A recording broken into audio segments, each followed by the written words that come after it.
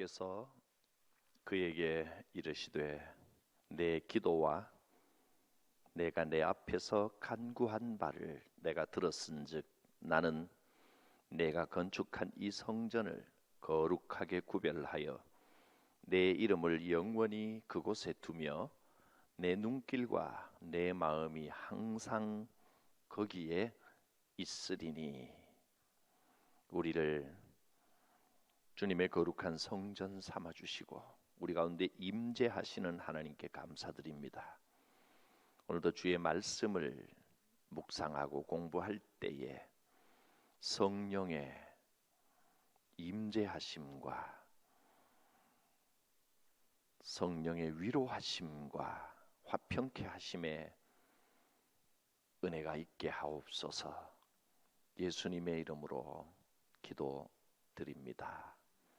아멘. 오늘은 열왕기상 9장부터 11장까지 말씀을 함께 공부하고 묵상할 텐데, 우선 앞에서 했던 내용을 간략하게나마 좀 정리를 해드리는 게 좋을 것 같습니다. 사사기 시대가 끝나고 사무엘 상하가 진행이 되면서 마지막 사사 사무엘, 그리고 이스라엘 백성들이 왕을 요구해서 세운 첫 번째 왕 사울 왕, 그리고 다윗 왕까지의 역사가 사무엘 상하였습니다.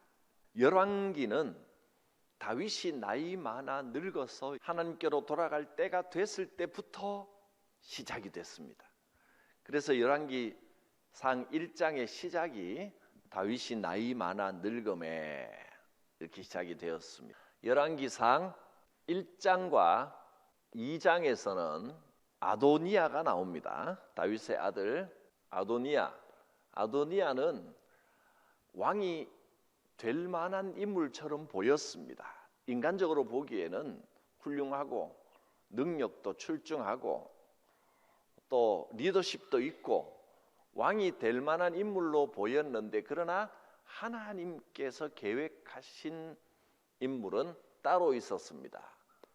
솔로몬. 그래서 1장 2장에는 아도니아와 솔로몬에 대한 이야기가 나왔습니다. 아도니아가 자기가 인간적인 방법을 동원해서 왕이 되려고 했다가 결국은 이제 쫓기고 나중에는 죽게 되는 내용이 1장 2장에 나왔습니다. 그 다음에 3장으로 가면 솔로몬이 일천 번제를 하나님께 드리고 솔로몬의 마음이 하나님께 받아들여졌습니다. 내가 이 많은 백성을 어떻게 다스리겠습니까? 나는 부족합니다. 종에게 듣는 마음을 주옵소서.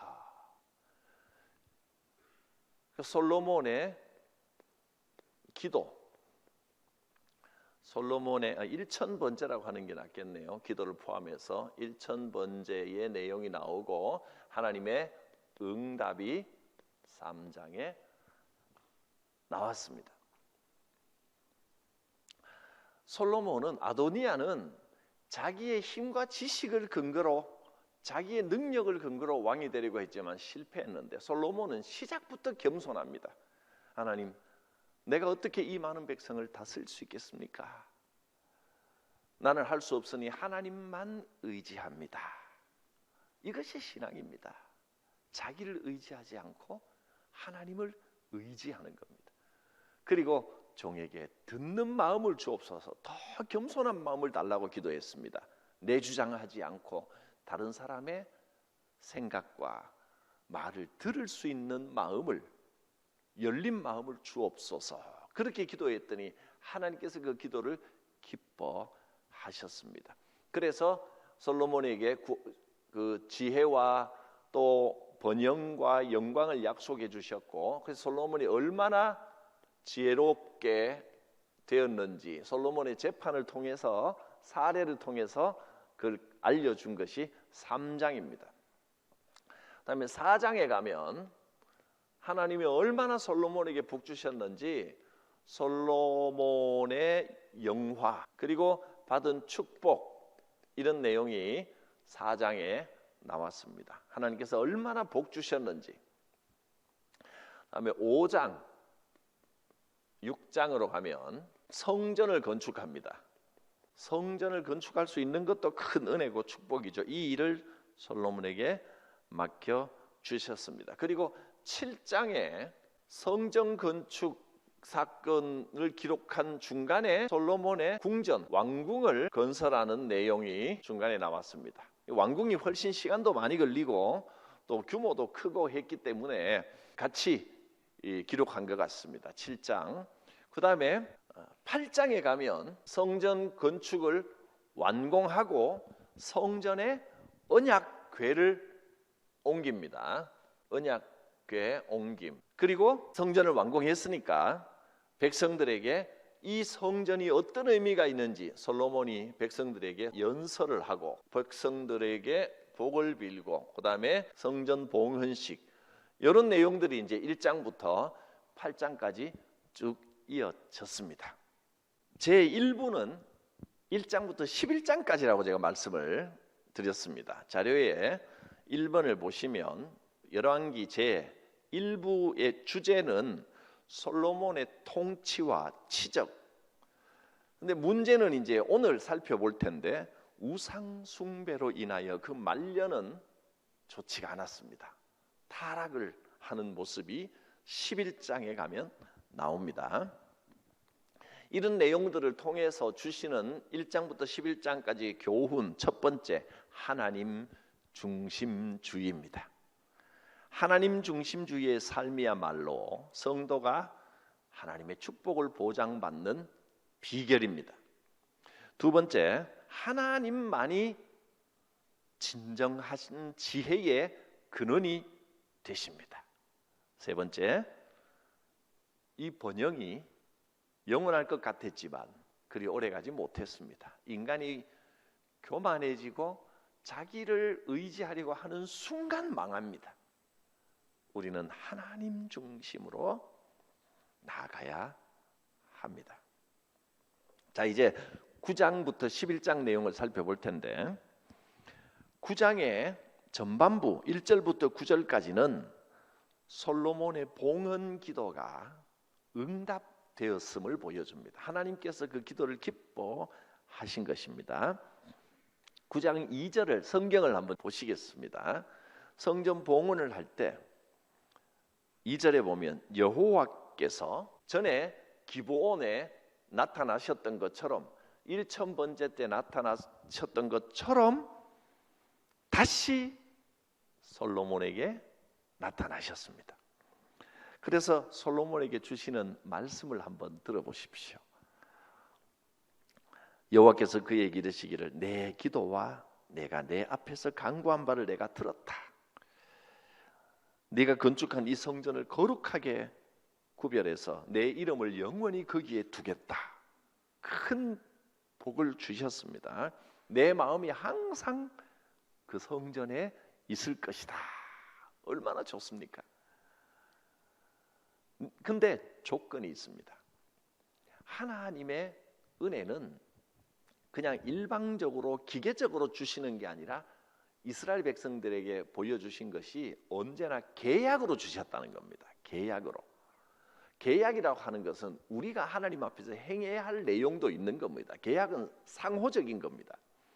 뭐라고 하셨느냐면 4절에 보면 네가 만일 내 아버지 다윗이 행한 것 같이 마음을 온전하게 바르게 내 앞에서 행하며 내가 내게 명령한 온갖 일에 순종해서 내 법도와 은혜를 지키면 왕위가 영원히 견고할 것이지만 그러나 6절을 보면 만일에 너희 자손이 하나님께로부터 돌아서서 하나님을 따르지 아니하면 그래서 다른 신을 섬기면 어떻게 되느냐.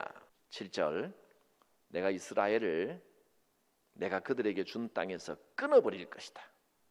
내 이름을 위하여 거룩하게 구별한 이 성전이라도 던져버릴 것이다. 그래서 여러 민족들의 웃음거리가 되게 할 것이다. 속담거리가 되게 할 것이다. 사람들이 비웃고 놀리게 만들 것이다. 순종하지 않으면 이렇게 하겠다 하셨습니다. 계약인 겁니다. 하나님은 복을 주시되 우리가 하나님을 스스로 따를 수 있도록 자유의지를 같이 주시는데 하나님을 떠나면 그 축복이 변하여 저주가 되게 하겠다. 이걸 항상 같이 주시는 겁니다. 사실 이것은 하나님 그냥 그런 것 말고 막 무조건 아무 생각 없이 하나님 따라가게 무조건 순종만 하게 만드셨으면 얼마나 좋았을까. 이건 창세기 처음부터 많은 사람들이 던지는 질문입니다. 왜 선악과를 만들어서 죄가 들어오게 하셨을까? 같은 이야기입니다. 근데 하나님께서는 우리로 하여금 우리가 하나님을 사랑하고 하나님을 찬양하는 존재로 만드셨기 때문에 기계적으로 그냥 움직이게 하는 것은 하나님께는 의미가 없습니다. 자발적으로 우리가 우러나서 스스로 하나님을 높여드리도록 해야 그게 의미가 있는 겁니다. 선악과가 없다면 하나님을 순종하는 우리의 순종이 별로 의미가 없어집니다. 그냥 아무것도 모르고 기계처럼 하나님을 따라가게만 만들었다면 그건 의미가 없죠. 하나님께서 우리를 존중하셔서 선택할 수 있는 여러 가지를 주시고 그리고 계약을 맺으신 겁니다. 누구라도 예외가 없습니다. 하나님은 여러분 각자와 계약을 맺으시는 겁니다. 내가 순종하면 축복이요, 불순종하면 저주가 있을 것이다. 선택할 수 있게 하셨습니다. 그래서 자료 1절부터 9절까지 계약을 재확인하신 겁니다. 그 다음에 10절에는 어떤 내용이 나오냐면 히람이라고 하는 사람이 등장을 합니다. 두로의 왕입니다. 10절부터 14절까지 솔로몬과 히람이 서로 주고받은 선물에 대해서 나오는데 히람이 성전 건축하고 왕궁 건축할 때 많이 도와줬습니다. 재료를 대주고 필요한 거를 날라주고 굉장히 많이 도와줬습니다. 참 고마운 사람인데 근데 독특하게 12절을 보면 히람이 두로에서 와서 솔로몬이 자기에게 준 성읍들을 보고 눈에 들지 아니하였다.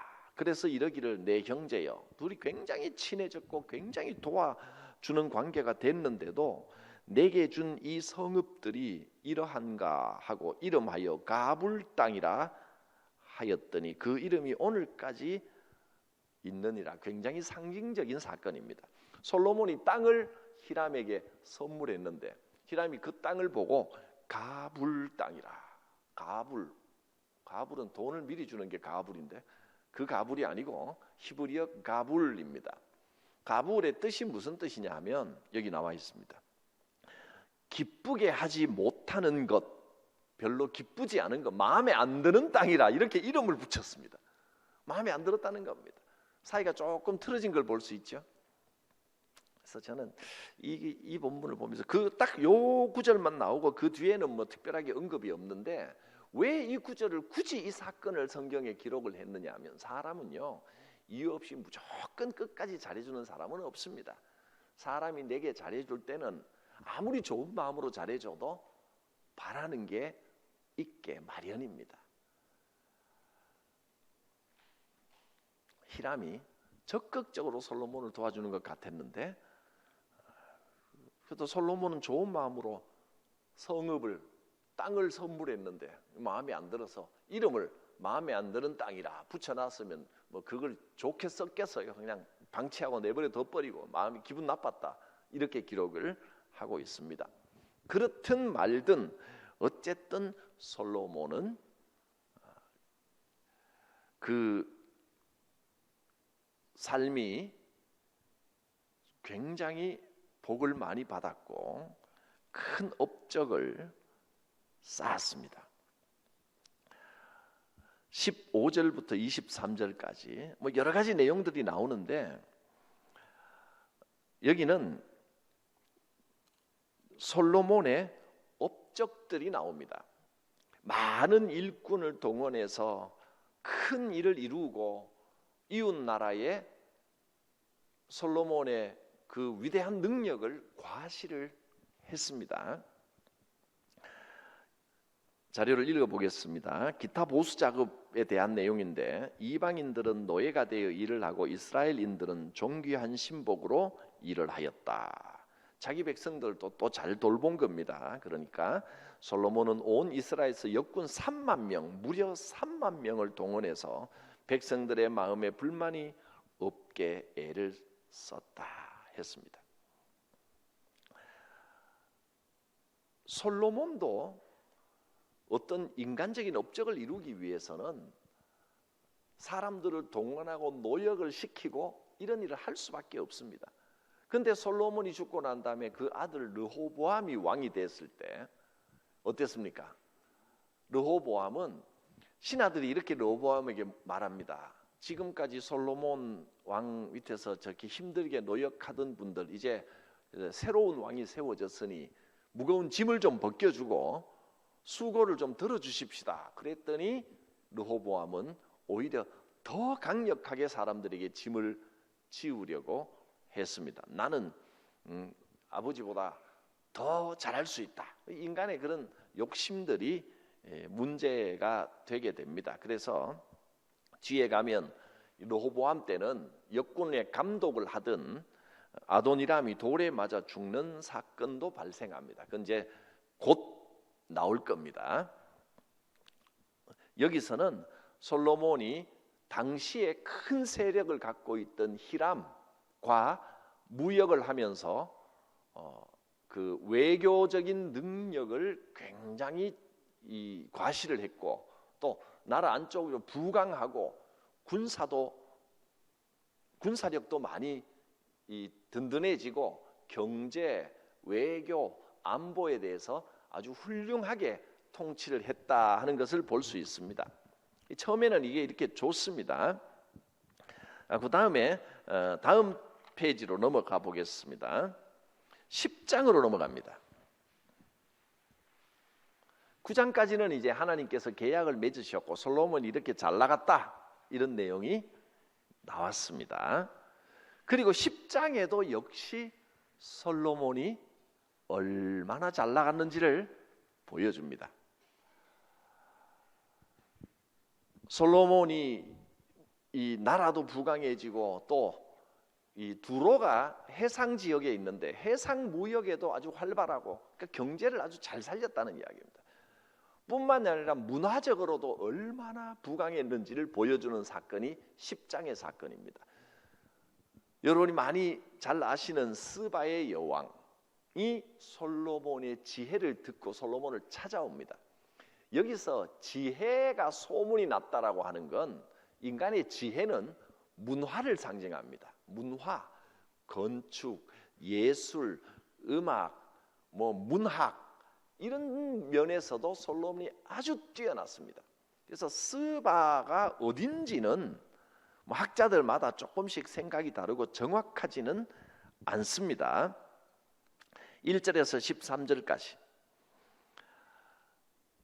이 여왕이 다스렸던 나라가 어디인지에 대한 의견 차이가 있습니다. 아라비아에도 이디오피아에도 스바라고 하는 이름의 여왕이 역사에 등장했기 때문에 누군지 정확하게 알 수는 없습니다. 아마도 남방 여왕이라는 걸 보면 아라비아 쪽, 이디오피아 쪽 어디든지 있을 수 있습니다. 어쨌든 이 스바의 여왕도 나름대로 잘 나가던 여왕이었습니다. 이 스바의 여왕이 솔로몬을 보려고 이스라엘에까지 찾아온 겁니다. 찾아와서 얼마나 지혜로운지, 또 그 예루살렘에는 얼마나 문화가 왕성한지 보러 직접 온 겁니다. 14절부터 22절까지 솔로몬의 금이 연간 세입금의 총액 금 666달란트, 엄청난 양입니다. 이것은 페르시아가 지방장관 20명에게 거두어들인 연간 세입금 은 14,560달란트보다 훨씬 많은 양이다. 나라 규모로 하면 페르시아하고 비교가 안 되지만 솔로몬이 이 경제가 훨씬 더 풍성했다 하는 것을 기록했습니다. 그 다음에 주변 나라들이 솔로몬에게 수많은 예물을 가져왔습니다. 그래서 그 23절부터 25절까지고 마지막 줄을 보면 따라서 우선 그 위에 솔로몬 시대에는 아수르, 바벨론, 애굽, 우리가 아는 그 강대국들도 이때에는 위상이 이스라엘보다 낮았습니다. 지혜와 부에서 단연 으뜸이었. 26절에서 29절까지 군사력도 대단합니다. 병거와 마병을 모은다는 것은 힘으로 제국을 확장하고 군사적 정복을 도모한다는 징표이다. 안보가 튼튼한 것은 좋은 거지만 그러나 이 인간적인 군사력에 의지하면 자칫하면 실패할 수 있습니다.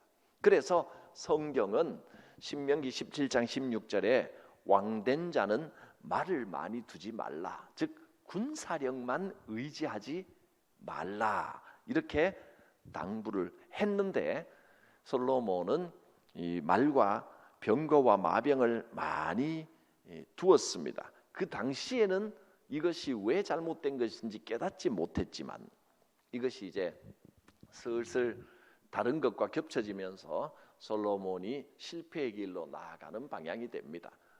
우리가 세계적인 군사력을 준비하고 또 그 평화를 위한 여러 가지 준비를 해야 되겠지만 거기에만 의지하면 안 된다는 것입니다. 하나님께 의지하며 기도하는 것을 잊어버리면 우리가 든든히 준비해 놓은 그 모든 것이 오히려 유혹의 함정이 될 수도 있다는 것을 알아야 됩니다. 자, 이제 11장으로 넘어갑니다. 오늘 이제 여기서 문제가 생깁니다. 11장 1장부터 10장까지는 이런 내용입니다. 솔로몬이 하나님께 순종했을 때 그 왕국이 번성했음을 보여주었습니다. 그런데 11장부터는 그의 타락과 더불어 쇠퇴일로를 걷게 되는 이스라엘의 역사가 전개됩니다. 순식간입니다. 솔로몬은 외교 정책의 하나로 정략 결혼을 많이 했습니다. 그런데 단순히 정략 결혼이 아니라 11장에 보면요, 우선 2절을 한번 보겠습니다. 여호와께서 일찍이 이 여러 백성에 대하여 이방 나라들을 말하는 겁니다. 이스라엘 자손에게 말씀하시기를 너희는 그들과 서로 통혼하지 말며 그들도 너희와 서로 통혼하게 하지 말라. 결혼하지 말라 그랬습니다. 그들이 반드시 너희의 마음을 돌려서 그들의 신들을 따르게 하리라 하셨는데 솔로몬은 백성들에게는 이 율법을 공포했지만 자기는 그들을 사랑하였더라 이렇게 썼습니다. 물론 왕이 되면 정략, 그 당시로는 정략 결혼은 누구나 하는 외교적 그 방법으로 어쩔 수 없었을는지도 모릅니다. 그런데 솔로몬은 하나님의 말씀을 중심에 두었던 1장부터 10장까지의 모습에서 이제 서서히 자신감을 가진 것이 변질이, 신앙의 변질이 되기 시작하는 모습이 보이고 있는 것입니다. 그래서 3절 4절을 한번 보면요, 솔로몬의 나이가 많을 때에 그의 여인들이 그의 마음을 돌려 다른 신들을 따르게 하였으므로 왕의 마음이 그의 아버지 다윗의 마음과 같지 아니하여 그의 하나님 여호와 앞에 온전하지 못하였으니. 다윗도 실은 처첩을 두기는 했는데, 그리고 그 중에는 이방인도 있었습니다. 뭐가 솔로몬하고 달랐을까요? 여기에서 오늘 우리가 배우는 그 진리가 있습니다. 솔로몬이 이방 여인들을 첩으로 두고 그들을 사랑하였더라. 세상을 살다 보면 우리가 어쩔 수 없이 피할 수 없이 해야만 되는 일들도 있을 겁니다. 그것이 세상의 문화입니다. 세상 문화를 우리가 완전히 단절할 수 있습니까? 세상 문화하고 나는 상관없이 살고 있다 하시는 분 있습니까? 만일에 인간은 완전히 단절할 수는 없습니다. 당장에 우리가 하고 있는 머리, 입고 있는 옷, 신고 있는 신발, 이것만 해도 지금 세상 문화의 유행을 따라가고 있습니다. 거적대기 뒤집어 쓰고 살 수는 없는 겁니다. 그리고 맛있는 거 있으면 또 먹으러 갈 수 있는 겁니다. 맛집 찾아다닐 수 있는 겁니다. 완전히 끊어낼 수는 없는 겁니다. 그리고 그걸 완전히 끊어낸다고 반드시 옳은 것은 아닙니다. 문제는 어디에 있냐면 그들을 사랑하였더라. 마음을 뺏겨버리는 겁니다. 그게 너무 중요해지면 안 됩니다. 운동하는 거, 뭐 또 유행 타는 거, 영화나 TV나 음악을 듣는 거, 세상적인 걸 접하면 안 된다. 그러면 그것도 잘못된 겁니다. 그러니까 하나님께서 우리를 구원하신 건 영적으로만 구원하신 게 아니고 세상은 악하고 세상은 버려야 될 거다. 그건 잘못된 생각입니다. 하나님께서는 우리를 영과 혼과 육을, 우리의 지정의를 전부 구원해 주신 겁니다. 그러니까 우리의 삶이 구원을 받은 거지, 내가 구원받은 것이 나중에 이 육신을 버리면 영혼이 빠져나와서 천국에 간다? 육신은 악한 것이고 영혼만 선한 것이다? 그건 성경이 말씀하시는 바하고는 다른 겁니다. 구원받았다는 것이 내 몸에서 육신은 흙으로 돌려보내고 영혼만 빠져나와서 천국에 간다? 이런 생각은 성경의 사상이 아니고 기독교 사상이 아니고 힌두교적인 생각입니다. 힌두교는 뭐라고 이야기하느냐면 이 육체는 영혼의 감옥이라고 생각을 합니다. 영혼이 자유로워야 되는데, 영혼이 영원한 것인데 육체는 그 한정되어 있는 것이고 영혼의 자유를 방해하는 것이기 때문에 내 육체를 괴롭히고 육체와 또 이 생각을, 지정의를 벗어나면 벗어날수록 더 신과 가까워진다. 이렇게 생각하는 게 힌두교입니다. 불교도 힌두교에서 나왔잖아요. 그러니까 이 세상 오욕칠정을 다 벗겨내는 게 힌두교, 불교의 생각이지, 근데 성경은 예수님께서 우리의 영혼만 구원해서 쏙 빠져나가는 게 아니라 우리의 전인적인 인생을 구원하신 겁니다. 영혼, 육을 다 구원하신 겁니다. 그래서 이 세상 문화에도 세례를 줘서 이 세상 문화가 하나님께 순종하도록 하는 것이 우리의 목표지, 세상을 외면하고 벗어버리는 게 아닙니다. 세상은 다 악한 게 아닙니다. 세상 것들도 하나님께 선하게 사용될 수 있다. 이것이 우리가 고백하는 믿음입니다.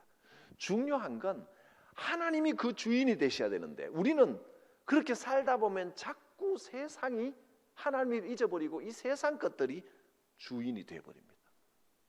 심지어는 선하게 착하게 살아야 된다. 율법대로 행해야 된다.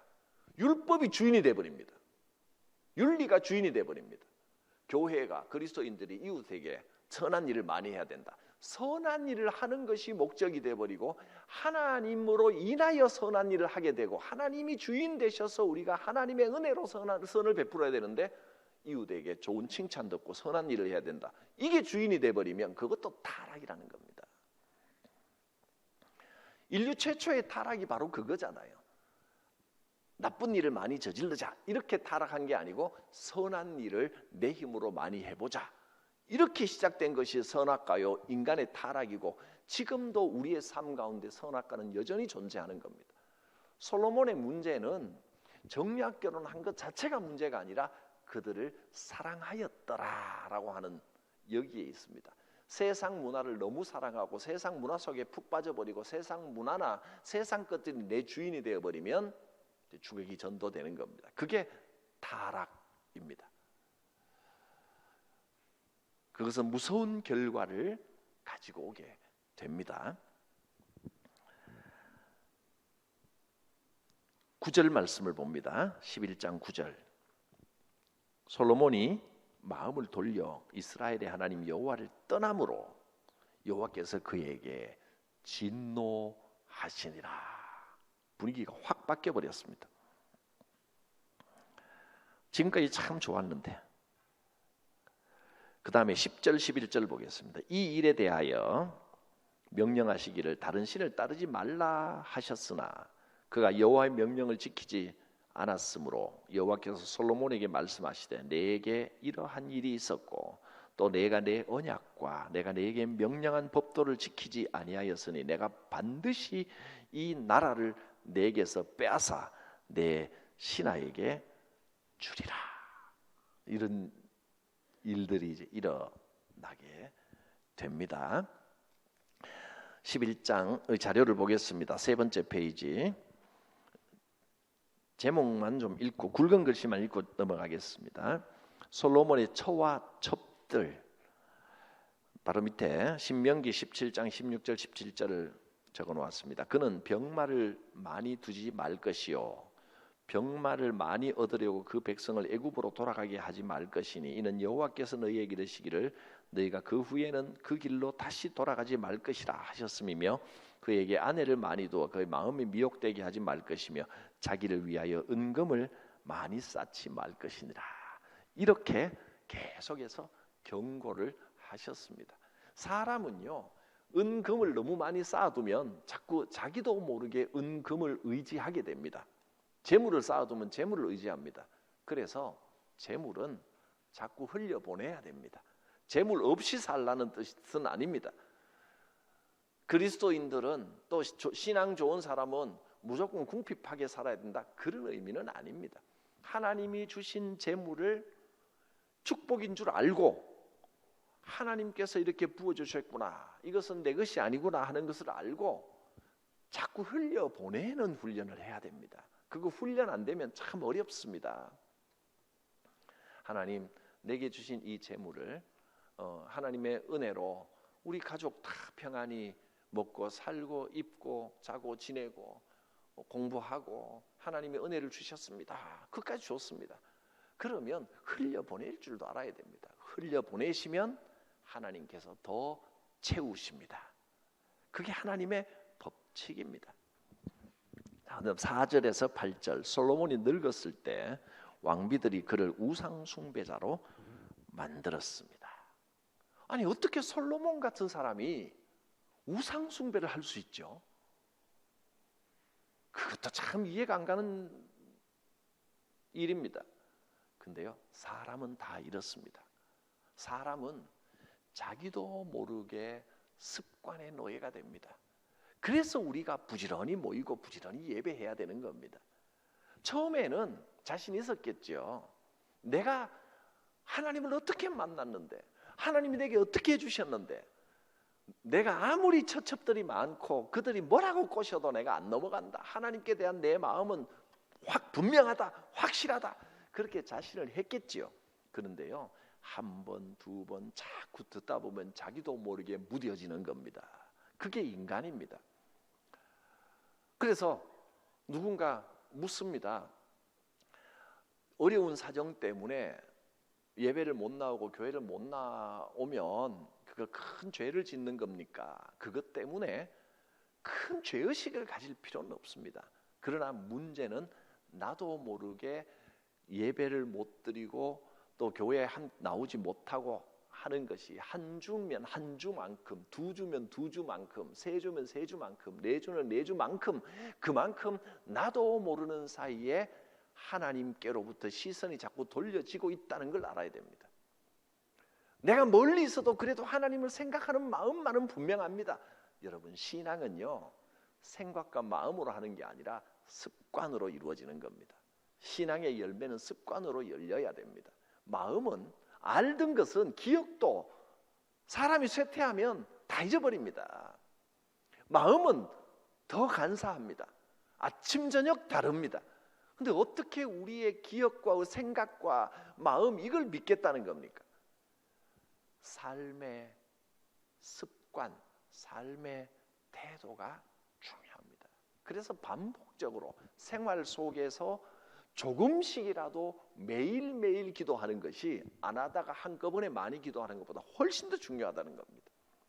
짧게라도 단 10분이라도 매일매일 말씀 한 절이라도 읽는 습관을 몸에 배게 하는 것이 잊어버리고 있다가 어느 날 막 은혜 받아가지고 뭐 성경 통독하겠다고 앉아서 맨날 며칠 성경만 읽겠다 하는 것보다 매일매일 조금씩 말씀과 함께하는 것이 훨씬 중요한 겁니다. 그게 신앙이 이슬비처럼 가랑비처럼 나도 모르게 젖어져야 되는 겁니다. 그래서 정기적으로 예배드리고 우리가 굉장히 열심히 모이잖아요. 여러분 주일마다 모이고 수요일에 모이고 금요일에 모이고 뭐 특성은 다릅니다만은 주일 예배는 온전히 하나님께 영광을 올려드리면서 내가 기쁨을 누리는 이런 예배이고 수요일은 그야말로 말씀을 공부해 나가는 예배이고 금요일은 찬양과 기도 중심의 예배니까 특성은 조금 다릅니다만은 그러나 이렇게 부지런히 모일 때 하나님과 점점 가까워지는 겁니다. 솔로몬은 이걸 놓쳤습니다. 자기도 자신했을 겁니다. 내가 하나님께로부터 돌아서는 일은 절대 없을 것이라고 스스로도 굳게 믿었을 겁니다. 세상에 믿지 못할 것이 인간입니다. 내 자신도 자기를 믿으면 안 됩니다. 하나님이 주인 되셔야 됩니다. 자, 그다음에 그래서 9절에서 13절 이건 뭐 방금 읽은 내용이고요. 그리고 14절에서 25절 솔로몬을 따르던 자들이 이제 반역을 일으킨 일들이 일어납니다. 애굽에 있던 하닷이 반역을 일으켰고 다메섹에서 다스리던 르손이 반역을 일으키고 애굽은 저 밑에 지역이고 또 다메섹은 그 위에 지역입니다. 아래 위로 막 반역이 일어나고 인생에 이런 문제들이 막 생겨나는 겁니다. 삶에 이런 문제들이 생겨나거들랑 내가 정말 하나님을 주인으로 모시고 있는 삶을 여전히 잘 유지하고 있는가 자기를 좀 돌아봐야 됩니다. 나도 모르게 세상 문화를 더 사랑하게 되고 또 하나님을 바라보며 하나님과 가까이 지내던 내 삶이 나도 모르는 사이에 점점 멀어진 건 아닌가 돌아보아야 됩니다. 솔로몬이 이렇게 자기도 모르게 자기 그 왕비들 부인들의 유혹에 우상 숭배하도록 허락하고 우상에게 가서 뭘 절하기도 하고 이렇게 했다고 해서 그가 하나님을 외면한 게 아닙니다. 나는 하나님을 섬기지 않는 사람이다 라고 말한 게 아닙니다. 자기는 하나님을 섬기고 하나님을 믿는다고 하면서도 자기도 모르게 이렇게 습관이 가버린 겁니다. 26절에서 40절로 가면 선지자 아히야가 예언한 여로보암이 반역을 일으킵니다.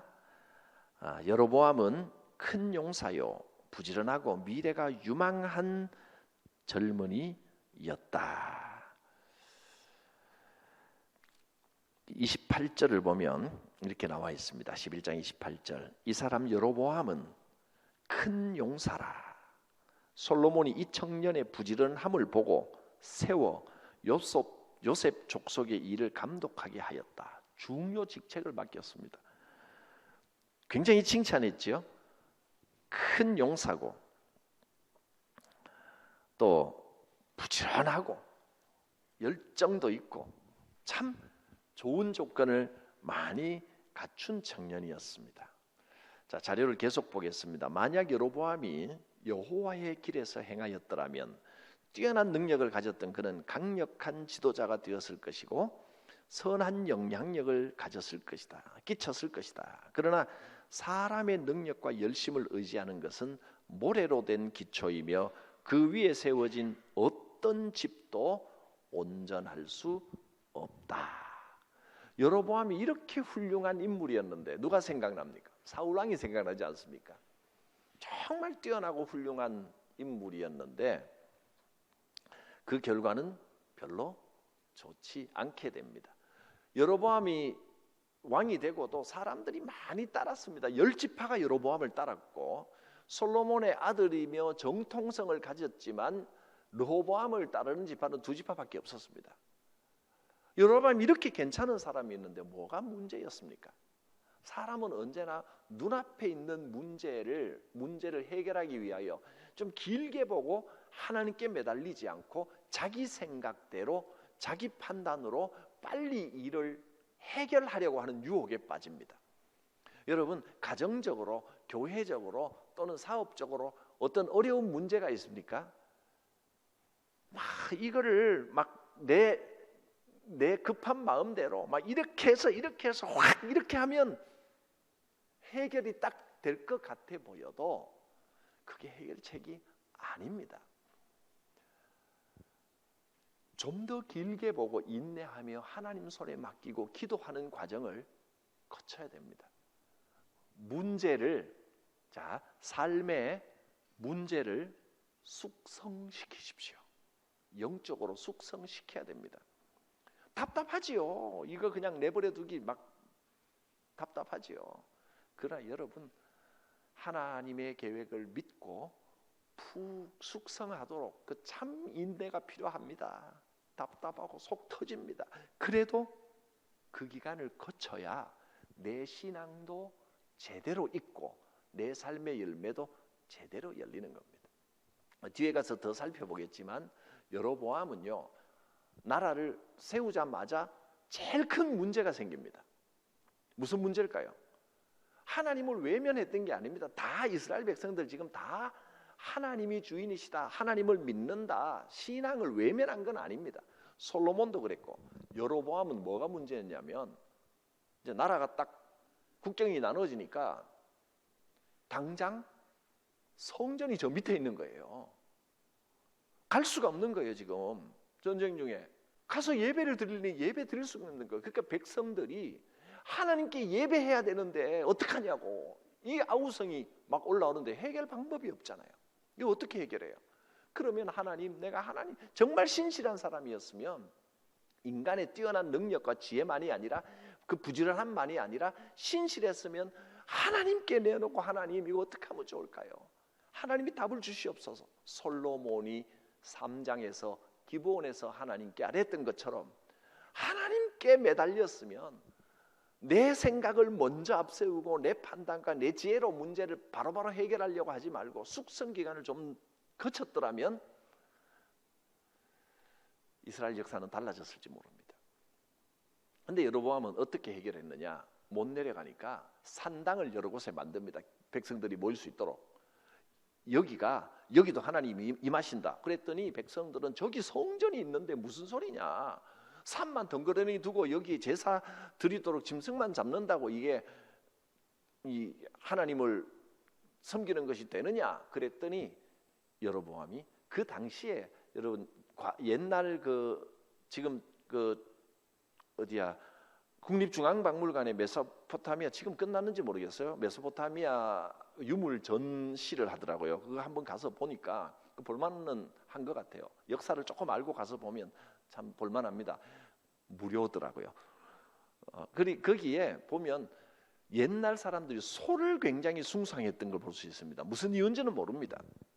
그러니까 사람들이 소에 대한 어떤 그런 좋은 이미지를 갖고 있고 신들을 소로 형상하는 경우가 많았기 때문에 소가 힘이 세서 그런지 또 소가 뭐 풍요를 상징해서 그런지 뭐 여러 가지 이유가 있겠죠.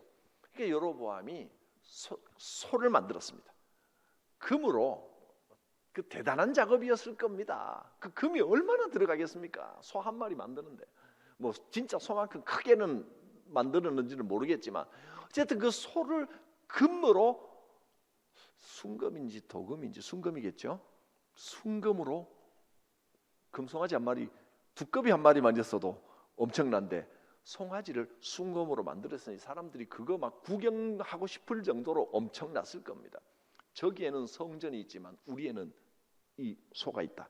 이 소가 거룩한 하나님의 상징이다.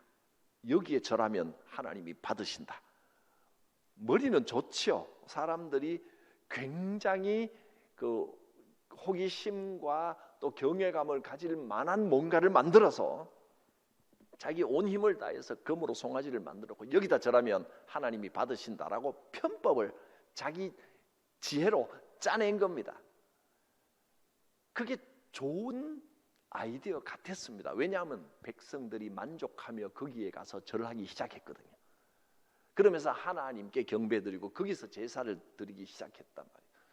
그거 아니면 무슨 방법이 있습니까? 사실 방법이 없어 보입니다. 제가 여로보암 입장이라도 참 어려웠을 겁니다. 국경은 그어졌고 전쟁 상황인데 성전이 저기 있는데 어떡하란 말이냐. 방법이 없다. 방법이 없을 때 하나님께 맡기는 겁니다. 근데 이 여로보암의 꽤 인간적인 방법으로 우선은 해결된 것 같았습니다. 좋게 해결한 것 같았습니다. 그런데 이것이 나라가 망할 때까지 계속해서 이스라엘의 죄악의 뿌리로 남게 됩니다. 뒤에 가서 살펴볼 것이지만 이스라엘의 왕이 범죄를 할 때마다 그가 여로보암의 길로 행하였더라. 죄의 뿌리가 하나님께 기도로 아뢰며 하나님의 답을 찾고 숙성하는, 인내하는 그 과정을 거치지 않고 자기 지혜로, 인간의 지혜로 아이디어를 짜내서 쉽게 해결해 버린 것이 그 나라의 범죄의 뿌리가 되어버리는 겁니다. 여로보암의 길로 행하였더라가 바로 그런 뜻입니다. 자, 열왕기상 9장에서 11장의 메시지입니다. 1번, 솔로몬은 변함없이 해마다 3번씩 범죄와 감사제를 드렸습니다. 하나님을 외면한 게 아닙니다. 그러나 이미 그의 마음은 하나님을 떠나 교만해지고 있었습니다. 제사를 드리는 것은 귀한 일인데 마음이 떠나고 제사를 드리는 것은, 마음은 점점점 떠나고 있는 걸 자기도 못 깨닫고 있었던 겁니다. 그게 매너리즘에 빠지면, 너무 익숙해져 버리면 살아계신 하나님의 자리에 죽은 종교가 들어와 버리는 겁니다. 종교는 이 예식과 형식과 공동체 모임, 이건 굉장히 중요한 것이지만 하나님을 향한 마음이 빠져버리고 익숙해져 버리면 그것은 죽은 종교가 돼 버립니다. 저는 이 코로나 3년에 어려웠던 기간들이 자기도 모르게 큰 건물과 교세를 자랑하는 데 빠져있던 한국교회, 종교에 빠져있는 한국교회가 정신 차리고 눈을 들어 하나님을 다시 보라는 경고의 말씀으로 들립니다. 그렇게 올바로 하나님을 다시 찾을 때 하나님께서는 진정한 영적인 복을 허락하여 주실 것입니다. 하나님께서 원하시는 것은 예배 형식이 아니라 겸손하게 하나님을 의지하는 신앙의 태도이다. 2번, 악의 유혹은 자신도 모르는 사이에 교만을 타고 서서히 들어온다. 인간적인 자신감은 부지불식간에 하나님을 거역하는 자만심으로 변질되어 버린다. 자신감은 좋은 것인데 이것이 자만심이 되지 않도록 항상 긴장을 유지해야 됩니다. 성도는 늘 하나님을 의지하며 매사에 겸손한 태도를 유지해야 한다. 때로는 자신의 판단이 옳다는 확신도 교만과 죄악의 뿌리가 될 수 있다. 하나님께 엎드려 기도하며 하나님을 의지하는 것만이 유혹을 이기는 유일한 길이다. 교만을 이기도록 우리에게 주신 선물이 바로 기도입니다. 세 번째, 삶의 상황 때문에 어쩔 수 없이 세상적인 방법을 택해야 할 때도 있다. 그러나 세상적인 방법 자체가 모두 전적으로 악한 것은 아니다. 중요한 것은 하나님을 향한 마음이 변하지 않는 것이다. 신앙의 삶에 있어서 가장 위험한 유혹은 교만이다. 겸손하게 나아갈 때 세상 것들도 선하게 사용하십니다. 그러나 교만할 때 우리의 종교 행위까지도 악하게 됩니다. 삶의 모든 영화는 하나님께서 은혜의 선물로 주신 것임을 잊어서는 안 된다. 솔로몬의 가장 큰 실수는 하나님께만 영광 돌리는 마음이 약해진 것이다. 4번, 세상적인 영화도 하나님의 축복이다. 그러나 축복 속에서도 우리 앞에는 계속적인 평화와 영광으로 인도할 순종의 길과 수고와 고난과 수치를 당하게 할 불순종의 길에 선택이 놓여 있다.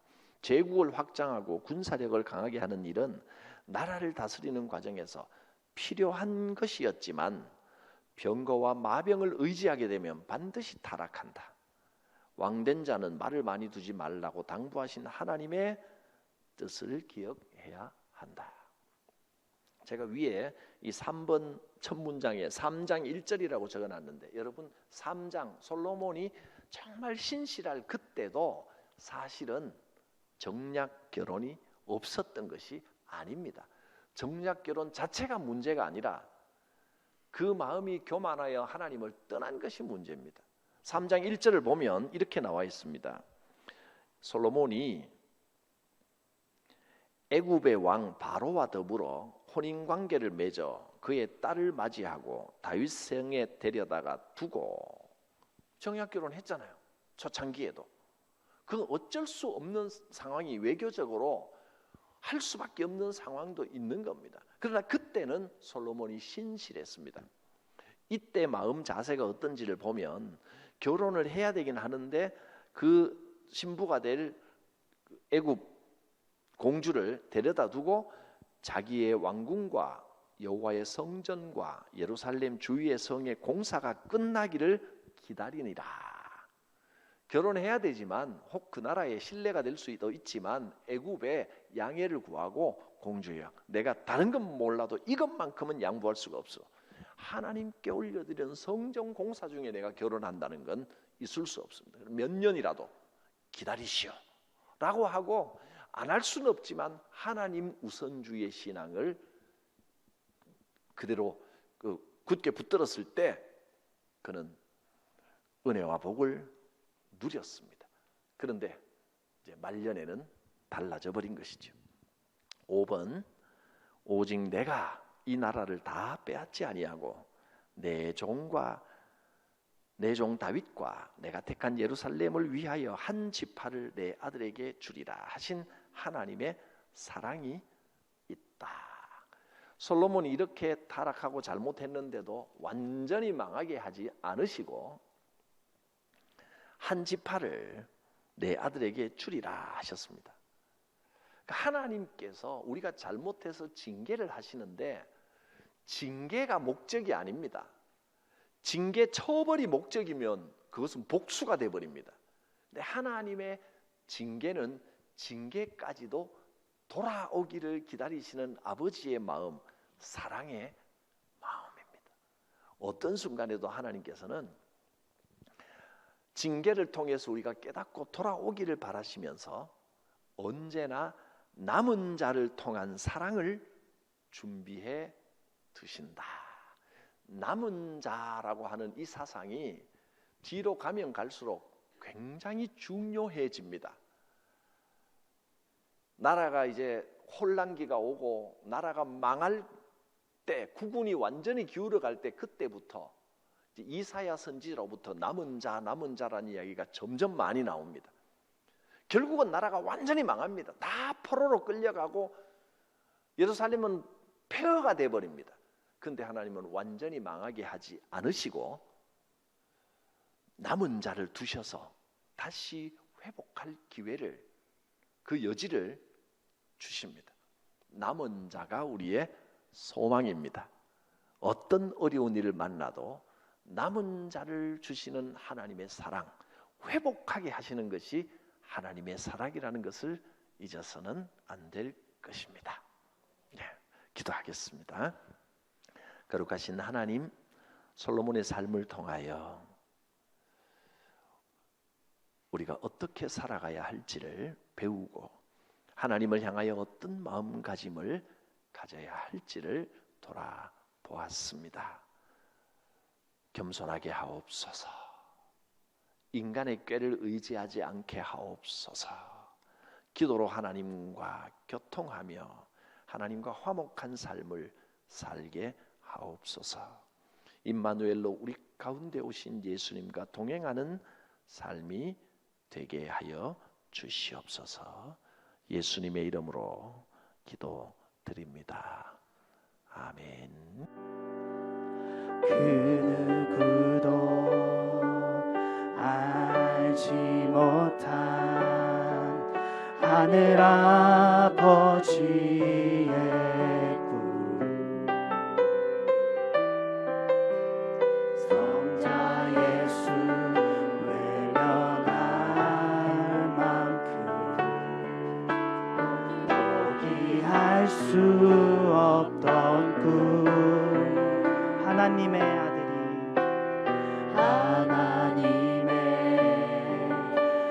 아들이 사람이 되신 것을 사람들은 하나님의 아들 삼기 위함이라.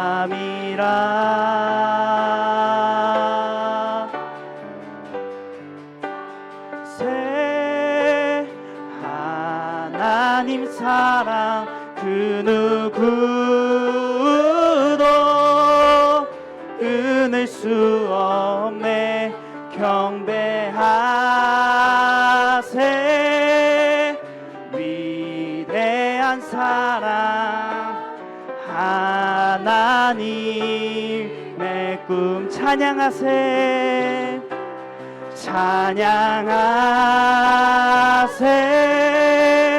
하나님 사랑 그 누구도 끊을 수 없네. 경배하세 위대한 사랑 하나님의 꿈. 주의 보혈